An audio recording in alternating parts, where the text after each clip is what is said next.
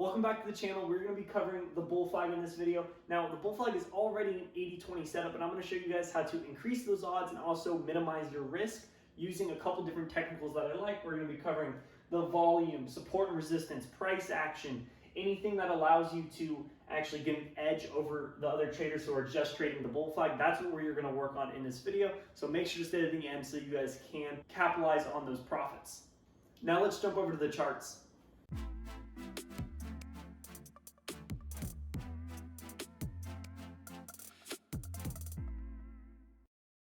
Now, a bull flag is a continuation move that I like to use to catch the move higher. I do not catch the bull flag if there is another pullback after the second time. So we have the first run with a small pullback. There's our first bull flag. Then the second run, and then our second pullback. I will not enter on the second pullback just because I'm not a huge fan of going in after. I don't want to chase it. Now, one of the first things I look for when I'm looking to trade a bull flag is I do not want to see this type of candle at the top right here. This is point A, point B, point C, point D. So at point B, I do not want to see this have a really long wick with a really, really high volume. This is telling me that above this level, we have a lot of sellers.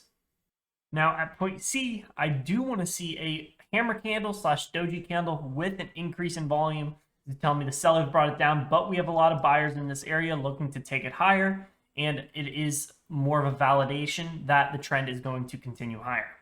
We also want to see an increase in volume on this hammer candle and a decrease in volume on this pullback. Whenever the bull flag is pulling back, bouncing around, we want to have a decreasing volume. This is telling me that the buyers who caught the first move are taking a profit at this support or at this resistance level and looking to, but short sellers aren't looking to bring it lower. Another technical that I like to use is the 9 EMA. Let's say it comes up looking for a bounce off the 9 EMA or the 20 EMA. Those are the two moving averages that I like to use. See a nice bounce. Now we have first technical. Well, first technical, we have decreasing volume on the pullback. There is one. We have a 9 EMA bounce. There's two. We have increasing volume on a doji candle. That's 3.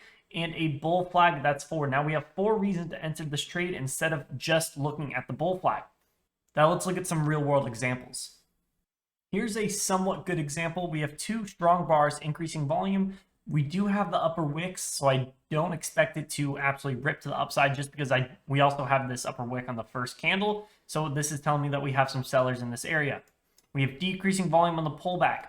We have increasing in volume, a low wick to the downside with the close right at that previous high, and we have to move higher.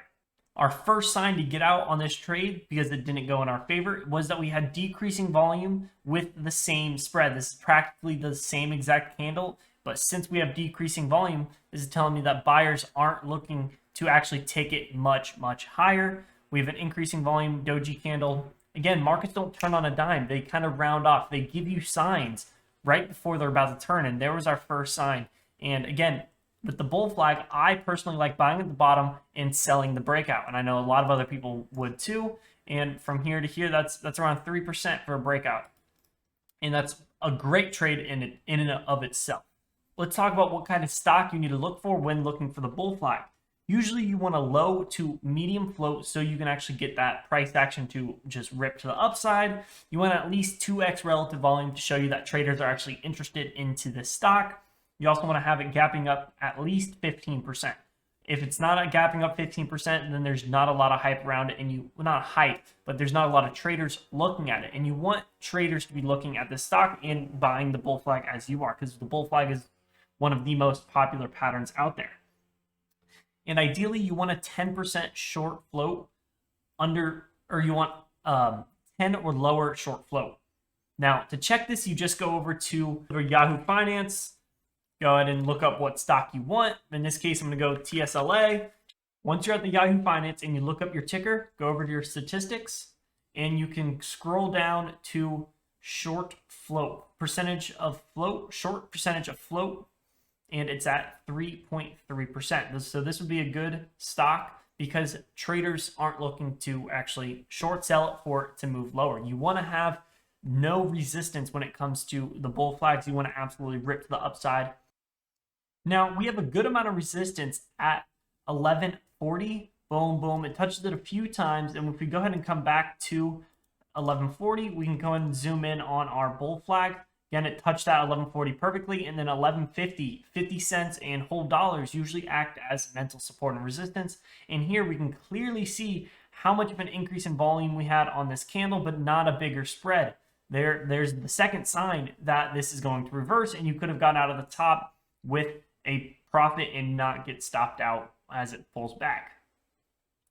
Support and resistance is absolutely crazy. We broke above close, but this volume price analysis, we're covering the volume consider relative to what the price action is doing. That gives us a more of an insight of what the market's doing, and that's what I really love. That's why I really love looking at volume. I don't really look at any other indicator. I have 9 EMA, 20 EMA, and VWAP on my charts when I do trade, but I don't really rely on them on trading. I usually rely on just price and volume. That is it.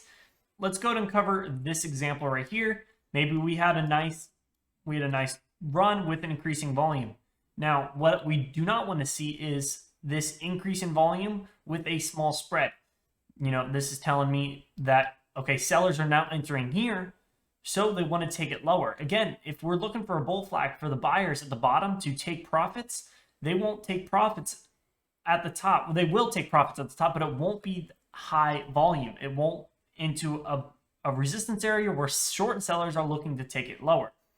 Thank you guys for watching the video. If you found value from this video, consider subscribing. It's free. Dropping a like down below, and dropping a comment what you want to see next, what strategy you want me to go over. I also do crypto updates, and I'm going to do a lot more trading strategies so you guys can learn. So make sure to follow and subscribe to stay tuned for that. Anyways, thank you guys so much.